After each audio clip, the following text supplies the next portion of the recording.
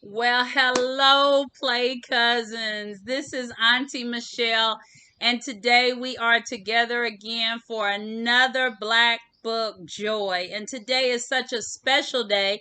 Maybe you can see that I finally get to get outdoors. Now, some of you who are really bright are probably looking and saying, yeah, she's outside. I see trees, but I also see what looks like on the inside. So I'm actually in a porch that has screens in it because today's a little warm on the outside.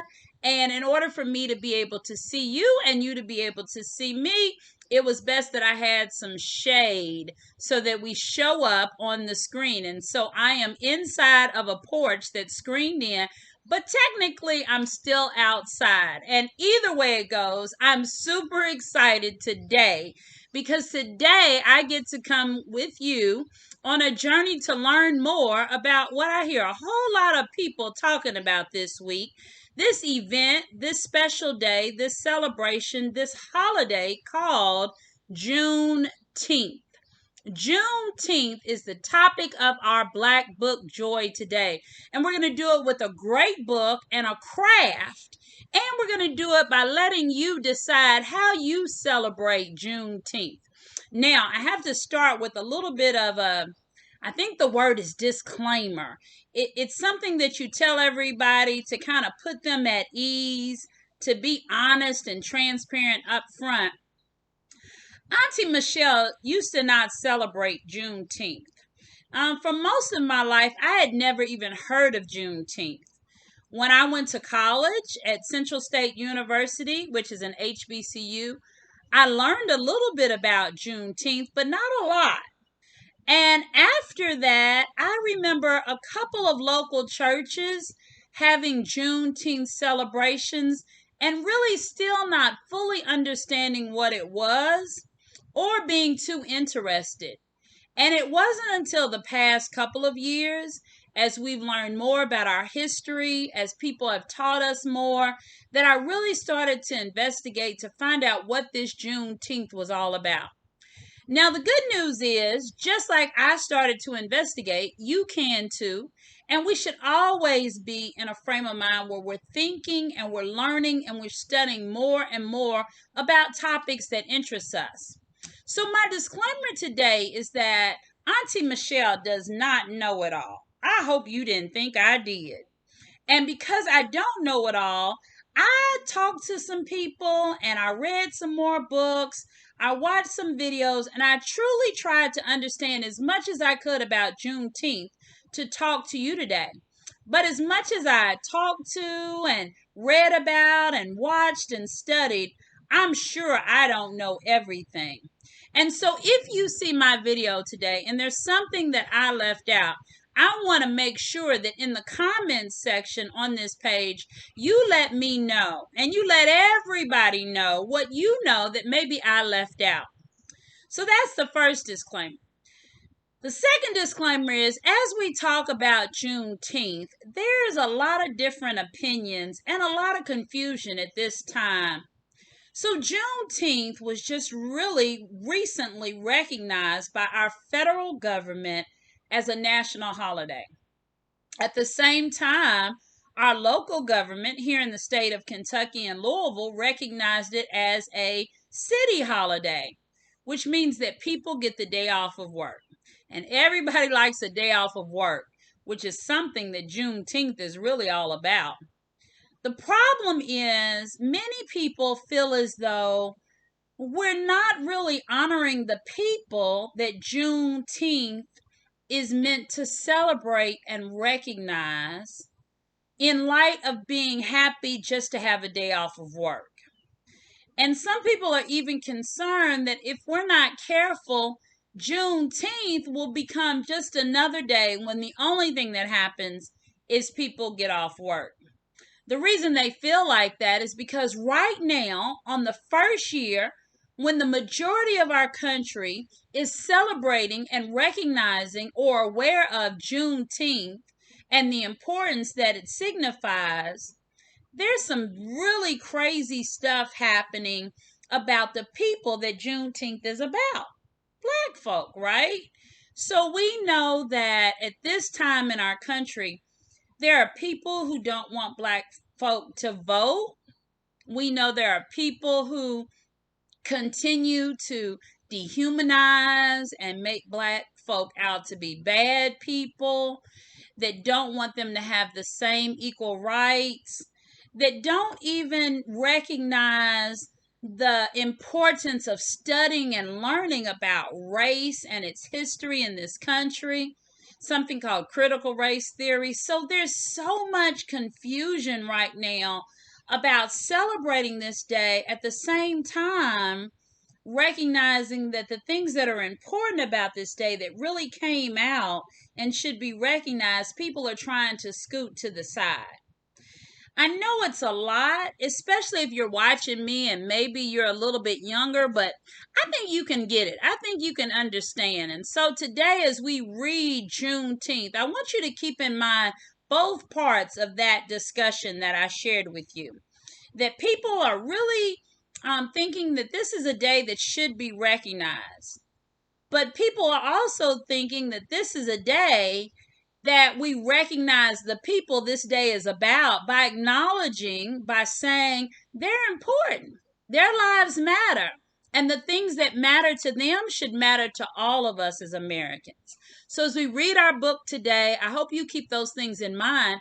And then as we do our craft afterwards, which I'm so excited about, I hope that you will be able to realize you can use your imagination, you can think critically about Juneteenth, and you can decide how you want to celebrate Juneteenth for yourself and for your family.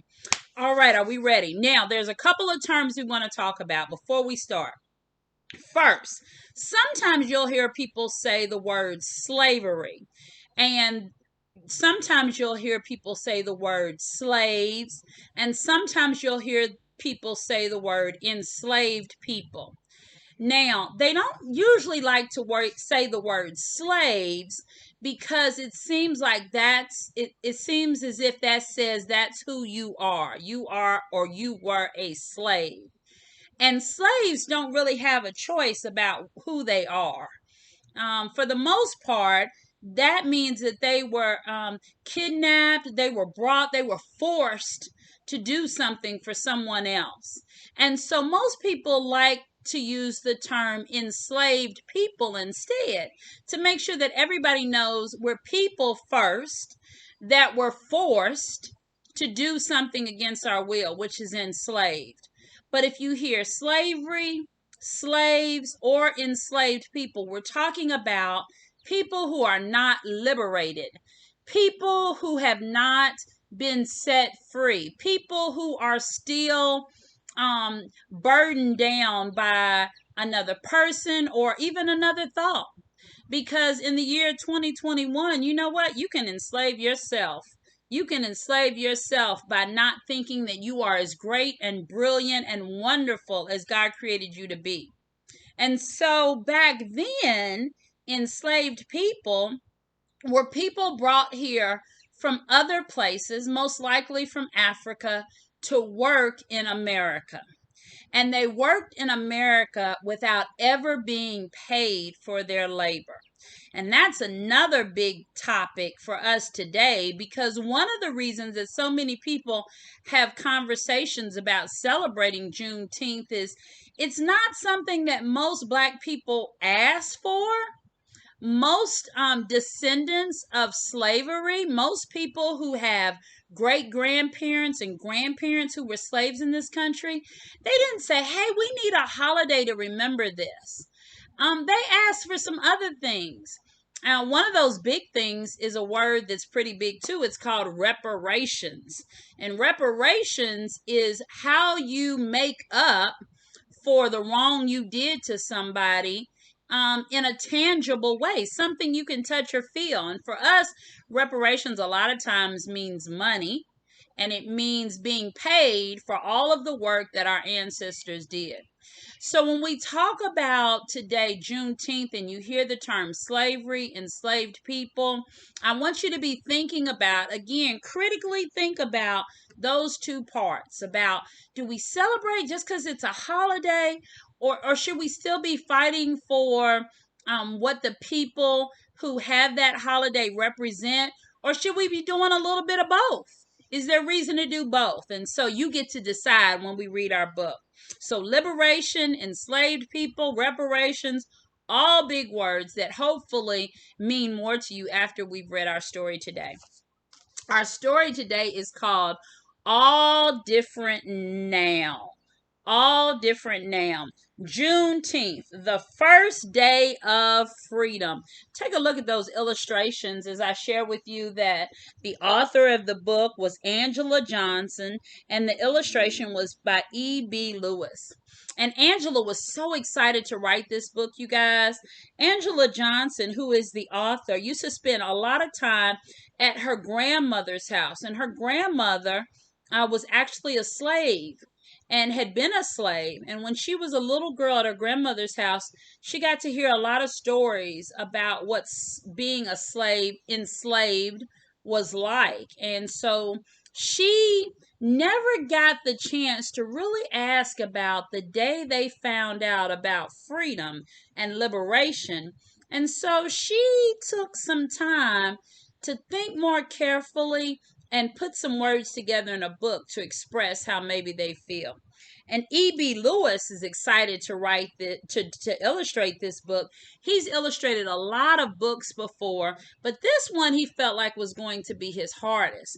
And so one of the things he did to make it more real is he went to a high school and he worked with them to have them become the background or the models for the pictures in here. So one day he went to the high school and all of the kids and the adults had dressed in period costumes and they went to a park and he took photographs of them and then later turned those photographs into actual drawings. You'll notice too as we go through there, the tone of the pictures, the illustrations that you see, and the colors. And I want you to think about what E.B. Lewis was trying to say when he used these colors. All different now. Now remember, I'm outside. I'm in a screened-in porch, but one thing that I'm not a big fan of is bugs. So if we see any bugs and you see me doing like that, that's why.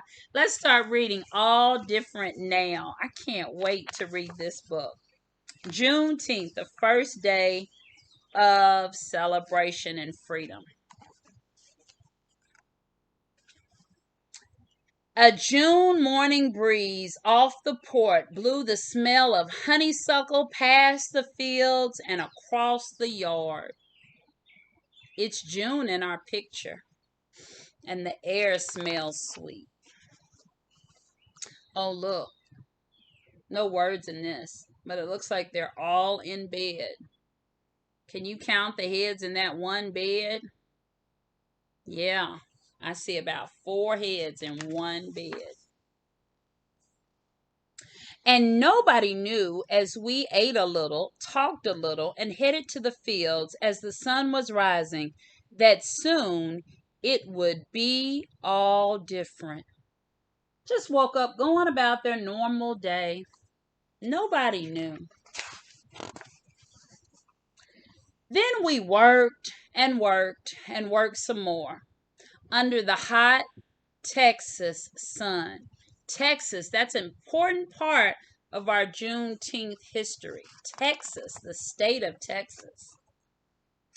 Until word spread from the port to town, through the countryside, and into the fields. Word spread.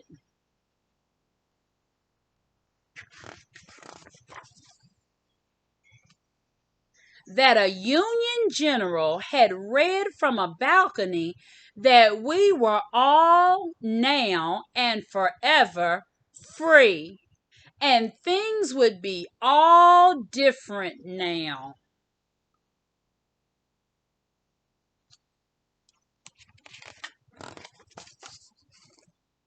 I watched as my Aunt Laura sang as she held her baby. Mr. Jake, who some say was 100, cried quietly. And a group of grown people bowed their heads and whispered things to each other that I could not hear.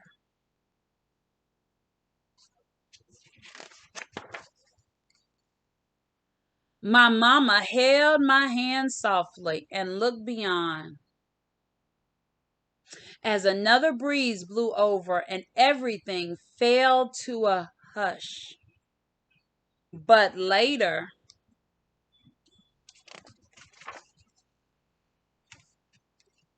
Papa, Mama, the aunts and uncles, and all of my cousins had an afternoon picnic by the water. My baby brother crawled around our blanket as we listened to the sounds of the waves. Remember, they're in Texas by the beach. And as more people joined us, we ate as a free people, laughed as a free people, and told stories as free people on into the night.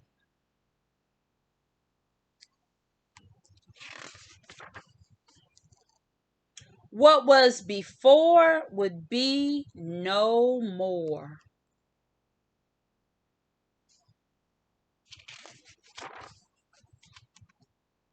As we walked back home, the cool of the night soothed our tired feet. The padded quietly past the shadow fields of cotton.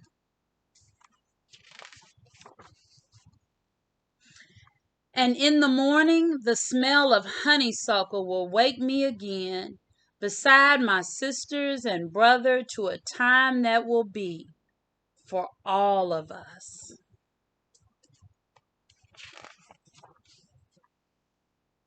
All different now. If you see that picture, it looks like they're leaving. It looks like they're walking away. I see a carriage that has a lot of belongings on it, and looks like we're getting ready to go and we're leaving behind what slavery was about and walking toward liberation and freedom. At the back of the book, there's an author's note, and there's the illustrator's note. There's important dates, and then a discussion of Juneteenth then and now that I want to share with you a little bit about what I found out about Juneteenth in our story today. First of all, Juneteenth, as you can see, was celebrated and was recognized for then and now mostly black people. Black people were the enslaved people in our country. And while there were other groups of people that may have endured bad times and been forced to do things for periods of time, as a group of people, black people were the ones generally recognized as the ones that were enslaved by white people in our country who went to our homeland of Africa and took people from their homes, put them on ships, and brought them to America to work, and to work against their will. They left everything that they knew. They had to leave everything that they knew because they had no choice. They were being captured. They were being brought here against their will. They were being kidnapped. And millions of black people were kidnapped. Millions of Africans were kidnapped and brought to this country to work for free. And on Juneteenth, they finally got the last black people the information that they had been set free. Now that's the part we got to talk about, because just a few years earlier than this photograph or this picture, this illustration may have been drawn, the Emancipation Proclamation was signed. Now what's important about the Emancipation Proclamation is that there was this big war between the North and the South about slavery. And the South, the states in the South, wanted slavery to continue, and the people in the North didn't want slavery continue necessarily. And so Abraham Lincoln, who was the president at that time, wanted to win that war. And he knew one of the only ways he could win that war is if he had some black soldiers to fight in that war. And so he signed a document called the Emancipation Proclamation that freed many of the black Africans here in the United States who were Americans, who were now born here, many of them, and allowed them to fight in the war. When that happened, the Union started winning, actually. And the Emancipation Proclamation went on to be a part of our Constitution with the 13th Amendment that outlawed slavery everywhere.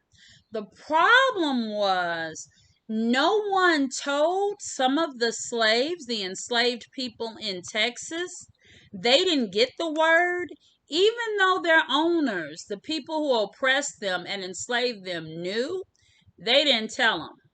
So, pretty much in April of 1865, the war ended. Everybody pretty much thinks that was the end of the war. And so, for certain, it was the end of slavery. But it wasn't until June 19th, April, May, June 19th, 1865, that all the people got the word, and the last people in Galveston, Texas finally got the word. So Texas was the first place to celebrate and recognize Juneteenth as an important day in our history.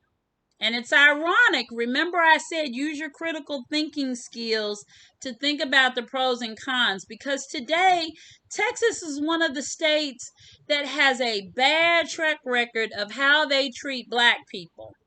But back then, they were the first state to say Juneteenth should be recognized and celebrated, even though they were the first state, the last state to acknowledge that slavery was over. Whew, I'm telling you, it's a lot. And it's a lot for you and a lot for me to understand, but we have to, because we have to constantly be thinking so that we can always be on guard, so that nothing like that ever happens to us or to the people we love ever again. All Different Now was a great story to helping us understand what Juneteenth is all about. So I hope today, as we went through that, you understand more. Juneteenth is now being celebrated all across the country. And this weekend, because Juneteenth is on a Saturday, I am sure here in our city of Louisville, there are lots of celebrations happening around town. There are lots of ways to gain knowledge and understanding. There are lots of ways to celebrate our ancestors, people who were related to us, or people who maybe weren't, who went before us and who loved us into being. That's what I like to call our ancestors, who loved us so much they continued to fight and live in spite of the horrible circumstances they were in. So there's lots of ways for you to get involved this weekend. But Auntie Michelle doesn't want to tell you how to celebrate. Auntie Michelle doesn't want to tell you how to recognize. Auntie Michelle doesn't even want to tell you how to think. I want you to be liberated. I want you to be able to be free to think whatever it is that you want to think about Juneteenth, its importance, and how that day should be recognized. With all the information that I've shared with you and all that you can find out on your own by talking to your parents and other people that you love, and by doing your own research through books and stories and videos that you can pull up yourself and find out more about Juneteenth. So today our craft is going to actually let you do that. So for our craft today, the first thing we need is paper towel. I say this every single week because I don't want anybody to get in trouble because Auntie Michelle showed you something to do with stuff they got. You need some cornstarch. Cornstarch. I got some from the store. You need some water. It would help to have some sort of a measuring cup.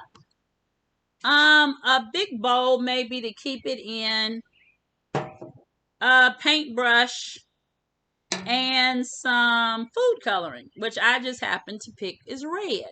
I chose red for my own reasons for Juneteenth because I never want to forget that what makes us all human is the blood that flows through our body. And so red is an important color of Juneteenth for me and many people that celebrate. It also happens to be one of the colors that we use to celebrate and recognize Juneteenth with. All right, so today we're going to actually make some sidewalk chalk. So in order to make sidewalk chalk, this is what we have to do. We have to put equal parts of water, equal parts of cornstarch, and then a little bit of food coloring. Mix it all together, and then we get to paint on the sidewalk.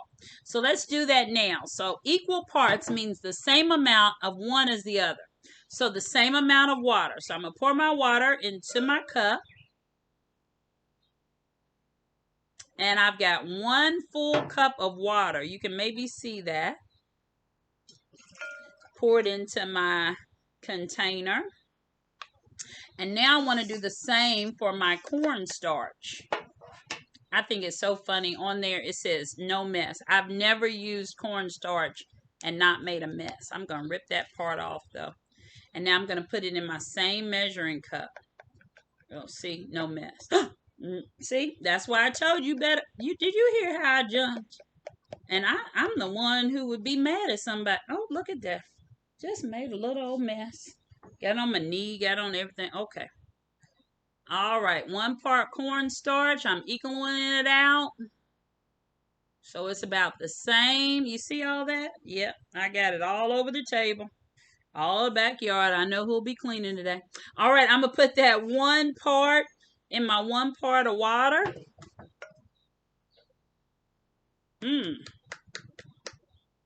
And now I am going to take,